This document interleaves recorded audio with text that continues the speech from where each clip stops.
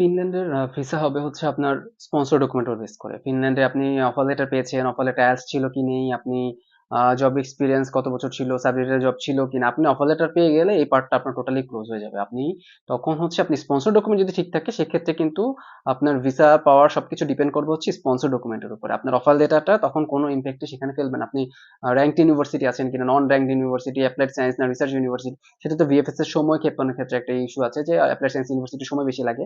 But আপনার যদি sponsor ডকুমেন্টের উপর বেস করে আপনার ডিসিশন হবে আপনি অ্যাপ্লাইড সায়েন্স কিংবা রিসার্চ ইউনিভার্সিটি কিংবা আপনার আইএলটিএস আছে কিনা, আইএলটিএস এর পয়েন্টস কম না বেশি, এগুলোর উপর বেস করে কিন্তু ফিনল্যান্ডের ডিসিশন হয় না।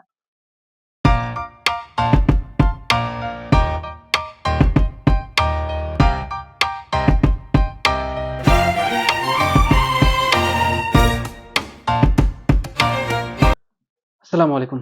আশা করি সবাই ভালো আছেন। আমি নাজমুল বলছিলাম ফিনল্যান্ড থেকে।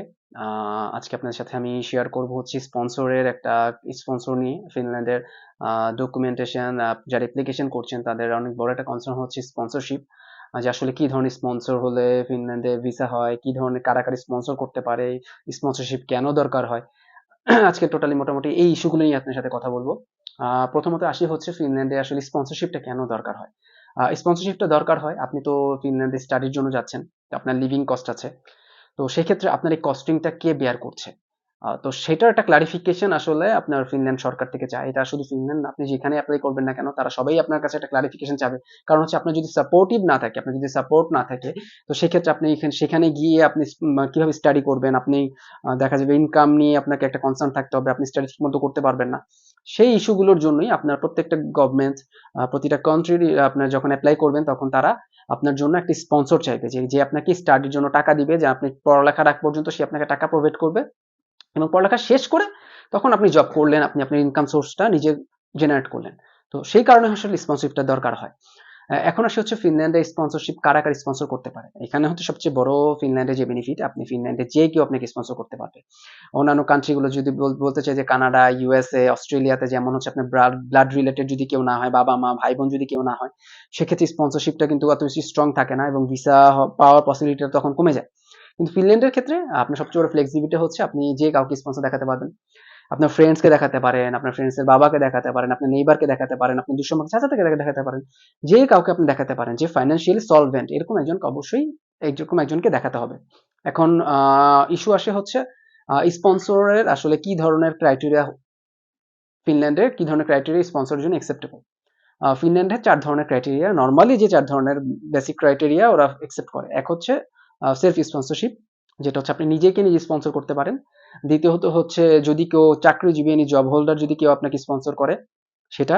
যদি কোনো বিজনেসম্যান আপনাকে স্পন্সর করে ৩ নাম্বার, যেটা হচ্ছে কোনো বিজনেসম্যান যদি আপনাকে স্পন্সর করে সেটা। এবং ৪ নাম্বার হচ্ছে কোনো ল্যান্ডলর্ড অথবা যদি কোনো ল্যান্ড সেলিং করে সেই ফান্ডিং দিয়ে আপনাকে স্পন্সর করতে চায়, সেটাও আপনাকে স্পন্সর করতে পারবে। এই দুটো হচ্ছে মেজর ৪ ক্যাটাগরি। এবং তার বাইরে একটা ক্যাটাগরি আছে যেটা হচ্ছে খুবই রেয়ার ক্যাটাগরি এবং সেটা একটু কমপ্লেক্স ক্যাটাগরি, সেটা হচ্ছে রিটায়ারমেন্ট ক্যাটাগরি। যদি আপনার বাবা যদি রিটায়ারমেন্টের পরে আপনাকে স্পন্সর করে সেটা তিনি করতে পারবেন, কিন্তু এখানে অন্য কেউ রিটায়ারমেন্টের পরে আপনাকে সেই টাকা দিয়ে স্পন্সর করতে পারবে না। যদি আপনার মামা, চাচা, খালা, অন্য দূর সম্পর্কে কেউ রিটায়ারমেন্ট টাকা দিয়ে আপনাকে স্পন্সর করছে, সেটাতে কিন্তু ভিসার পসিবিলিটি খুব বেশি কমে যাবে। কারণ হচ্ছে রিটায়ারমেন্ট, আমরা সবাই বুঝি যে রিটায়ারমেন্ট হচ্ছে আপনার শেষ সম্বল। আপনি এখন চাকরির সময় শেষ, আপনি পরবর্তীতে কিভাবে চলবেন তার ফান্ডিং এর জন্য আপনি রিটায়ারমেন্টের টাকাটা দেওয়া হয়। তো দুঃসম্পর্ক একজন মানুষ কেন আপনাকে তার শেষ সম্বলের টাকাটা দিয়ে আপনাকে স্টাডি করাবে, তার বেনিফিটটা এখানে কি?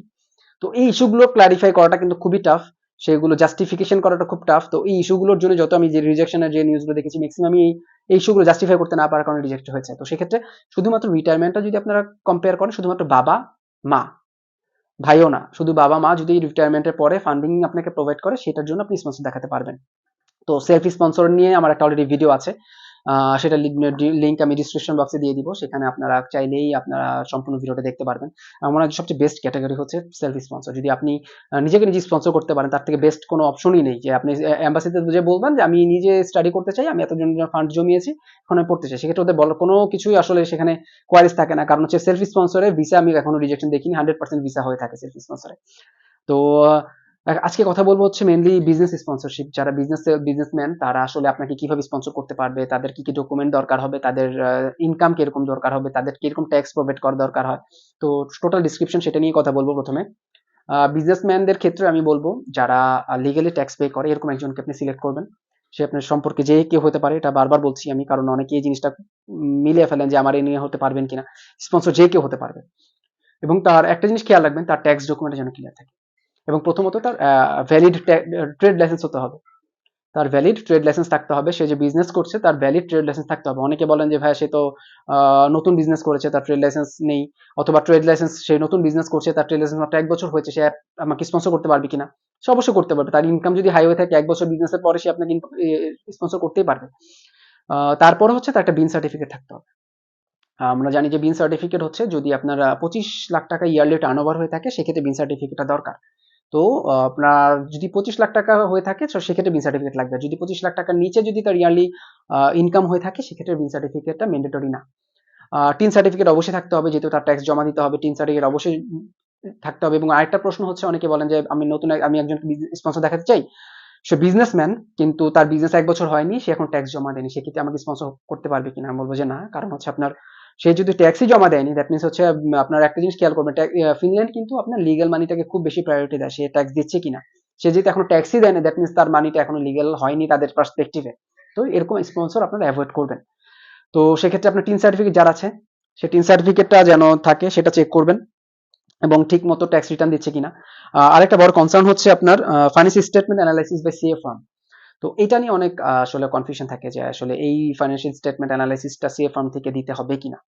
তো আমি বলবো যদি কারো কেউ যদি অনেক বছর ধরে ইনকাম করে থাকে, বিজনেস করে থাকে, যেমন 3 বছর 4 বছর, এবং তার ইনকাম যদি 20-25 লাখ টাকার উপরে হয়ে থাকে, তাহলে আমি বলবো যে তাকে দিয়ে, আপনি যদি তাকে স্পন্সর করাতে চান, তাকে দিয়ে অবশ্যই সিএ ফার্মের অ্যানালাইসিসটা ফর্মটা বের করে নিবেন।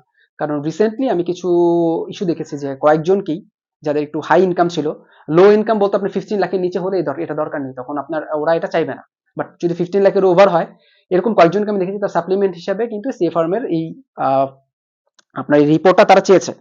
তো যদি আপনারা হাই রেঞ্জের কাউকে দেখাতে চান স্পন্সর হিসেবে, যার 25, 30, 40, 50 লাখ টাকা পার ইয়ারলি টার্ন ওভার আছে, ইনকাম আছে, তো তাদের ক্ষেত্রে আপনারা যদি নিজেদের টাকা খরচ করেও হয়, এই রিপোর্টটা বের করে নেবেন। তারপর হচ্ছে আপনার ট্যাক্স সার্টিফিকেট, তার যেন একটা আপডেটেড ট্যাক্স সার্টিফিকেট থাকে, এবং সেটা যেন তার ট্যাক্স সার্টিফিকেটে যেন আপনার তার নাম সবকিছু যেন ক্লিয়ার থাকে, এবং ট্যাক্স অ্যাকনোলেজমেন্ট স্লিপ। এবং অনেকে কিন্তু জিনিসটা আপনার মিক্স করে ফেলেন যে ট্যাক্স সার্টিফিকেট এবং ট্যাক্স অ্যাকনোলেজমেন্ট স্লিপ কোনটা। ট্যাক্স অ্যাকনোলেজমেন্ট স্লিপ হচ্ছে যেটা হচ্ছে ট্যাক্স যখন আমরা জমা দিই, তখন আমাদের 6 পেজ 7 পেজের একটা ফর্ম থাকে, সেই ফর্মটাতে আমরা সব ইনফরমেশন সাবমিট করি, টোটাল ইনকাম থেকে সবকিছু সাবমিট করি। তারপর সেটা ট্যাক্স অফিসে জমা দেওয়ার পর ওরা আমাদেরকে জমা রিসিপ্ট হিসেবে লাস্টের একটা ছোট্ট পেজের মতো আপনার একটা টোকেনের মতো ছিঁড়ে দেয়, যেখানে হচ্ছে আমাদের নাম, কত ট্যাক্স দিয়েছি, আপনার ইয়ারলি ইনকাম, নেট ওর্থ, সবকিছু একটা ব্রিফ ইনফরমেশন থাকে। এটা হচ্ছে ট্যাক্স অ্যাকনোলেজমেন্ট স্লিপ। স্লিপের নিচে সিল দেওয়া থাকবে কত টাকা আপনি ট্যাক্স দিয়েছেন, সেই ইনফরমেশনটা এখানে থাকবে। এইটা কেন দরকার? অনেকে বলেন যে ভাই আমি এটা জমা দিইনি, এটা জমা দিয়েছি, তো আমি তো ভিসা পেয়ে গেছি, এটা কেন দরকার? আচ্ছা, এটা দরকার হচ্ছে কারণ হচ্ছে আপনি যে একটা ইনকাম শো করছেন, একজন বিজনেসম্যান ইনকাম শো করছেন, আপনি তার ইনকামটা যে আসলে সে কতটুকু এক্সাক্ট ইনকাম করছে, তার প্রুফটা আপনি কিভাবে দিচ্ছেন? ফাইন্যান্স স্টেটমেন্ট দিচ্ছেন। এই ফাইন্যান্স স্টেটমেন্টটা যে লিগ্যাল, তারা কিভাবে বুঝবে? তার ব্যাংক স্টেটমেন্টে কিন্তু আপনার অনেক ধরনের ট্রানজেকশন আছে, সে ইয়ারলি ইনকামটা কিন্তু সেখানে ক্লিয়ার না। তো সেক্ষেত্রে তার অ্যাকচুয়াল ইনকামটা বোঝার জন্য আপনি যদি সিএ ফর্মের অ্যানালিসিস ফর্মটা দিয়ে থাকেন, সেক্ষেত্রে কিন্তু তার ইয়ারলি ইনকাম সবকিছু থাকবে। তখন এই ট্যাক্স অ্যাকনোলেজমেন্ট স্লিপটা না হলেও হচ্ছে। কিন্তু যদি সেটা না দিয়ে থাকেন, সেক্ষেত্রে তার ইয়ারলি ইনকাম কত আছে সেটা কিন্তু আপনাকে জানতে হবে। ইয়ারলি ইনকাম জানার জন্য কিন্তু আপনাকে এই ট্যাক্স অ্যাকনোলেজমেন্ট স্লিপটা দিতে হবে, কারণ সেখানে তার ইয়ারলি ইনকামটা শো করা থাকে। তো এই ট্যাক্স অ্যাকনোলেজমেন্ট স্লিপটা আপনার লাগবে। এবং হচ্ছে তার যদি আদার্স কোনো ইনকাম থাকে, সে যদি বিজনেসের বাইরে আদার্স কোনো ইনকাম থাকে, সেই ইনকামের ডকুমেন্টগুলো আপনারা সাবমিট করতে পারেন। কারণ সেই ডকুমেন্টগুলো,